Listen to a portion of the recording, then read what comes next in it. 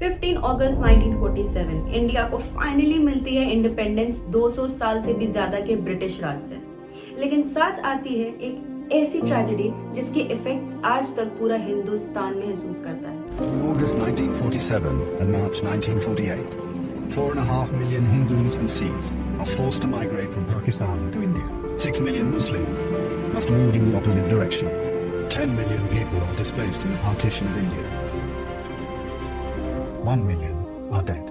एक तरफ आजादी बनाई जा रही थी और एक तरफ घर टूट रहे थे। एक तरफ था बिछड़ते हुए घरों का दर्द, वहीं दूसरी तरफ था जलता हुआ शहर और लाशों से भरी हुई ट्रेनें। And this wasn't just a division of land, it was a division of people, their hearts and their identities. उस एक डिसीजन ने इंडिया को हमेशा के लिए बदल दिया। कई बच्चे अनाथ हो गए, वेल्थ पॉवर्टी में बदल गई और जो कभी जमींदार हुआ करते थे वो एक ही झटके में रेफ्यूजीज बन गए।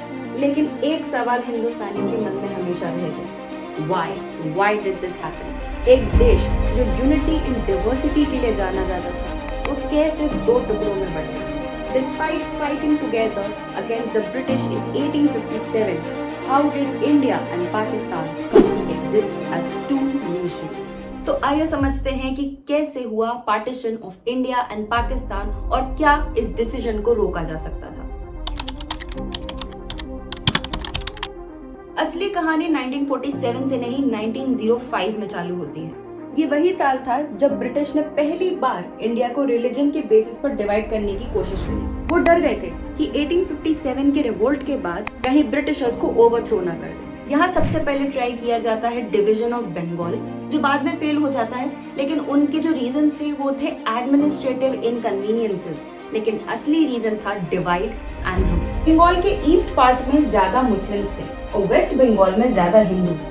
तो ब्रिटिशर्स ने बोला ये तो बेटर गवर्नेंस के लिए ही कर रहे हैं, but in reality they wanted to break Indian unity. लेकिन बंगाल चुप नहीं बैठा, बायकॉट हुआ, प्रोटेस्ट हुआ और ये पार्टीशन को फर्दर पोस्टपोन कर दिया गया। तो ब्रिटिशर्स को ये तो बहुत क्लियर हो गया था कि अगर इंडियंस की यूनिटी को तोड़ना है तो पार्टीशन रिलीजियस बेसिस पे ही करना पड़ेगा। नेक्स्ट टर्निंग पॉइंट आता है 1906 में, जब ऑल इंडिया मुस्लिम लीग बनी ढाका में। इसके फाउंडर्स थे एलीट मुस्लिम लीडर्स जैसे कि नवाब सलीमुल्लाह और आगा खान। ये लोग ये मानते थे कि भले ही इंडिया को इंडिपेंडेंस ब्रिटिशर्स से जरूर मिल जाए, लेकिन इंडिया में डोमिनेंस हिंदू की रहेगी ओवर द मेजॉरिटी पॉपुलेशन। तो अगर देखा जाए इनिशियली ये मुस्लिम लीग नहीं चाहती थी कि पार्टीशन हो, उनका एम पार्टीशन नहीं था। उनका एम था कि जो मुस्लिम पॉपुलैरिटी है, उनके जितने भी इंटरेस्ट हैं, डिसीजंस हैं, दे हैव एन इक्वल से with the dominance of Hindu majority.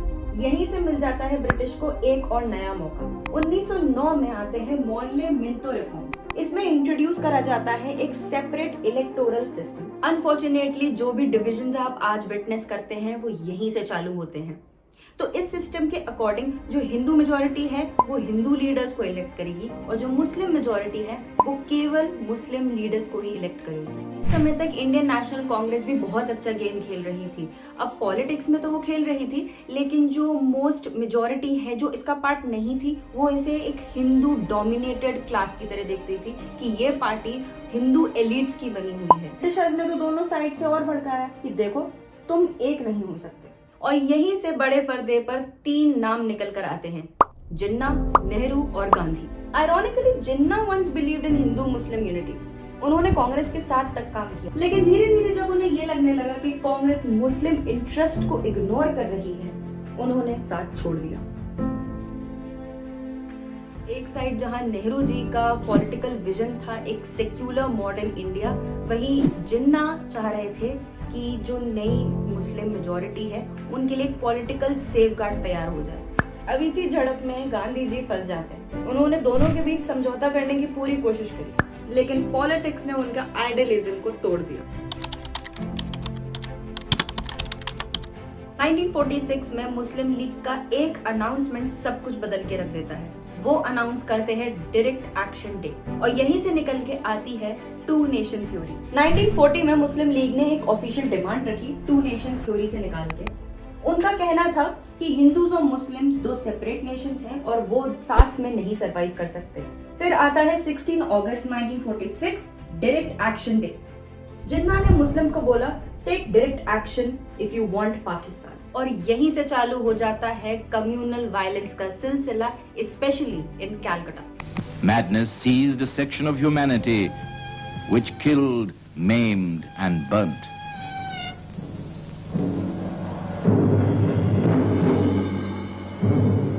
The fury spread, burning its way into Noakhali and Tripura, rural areas of East Bengal. 1947 में माउंट बैटन प्लान अनाउंस होता है। ये एक वो फाइनल ब्रिटिश फॉर्मूला की तरह present किया जाता है जहां ये डिसाइड होता है कि इंडिया 2 देशों में डिवाइड होगा, इंडिया और पाकिस्तान। भारत छोड़ने से पहले ब्रिटिशर्स देते हैं सारे प्रोविंसेस को मौका।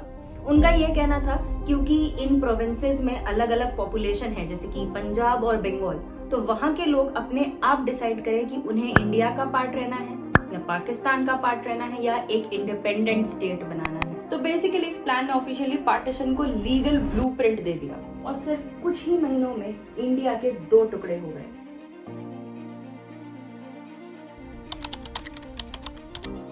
पॉलिटिक्स, रिवेंज, फियर, इन सब ने इंडिपेंडेंस ऑफ इंडिया को एक बहुत बड़ी ट्रेजेडी बना के रख दिया।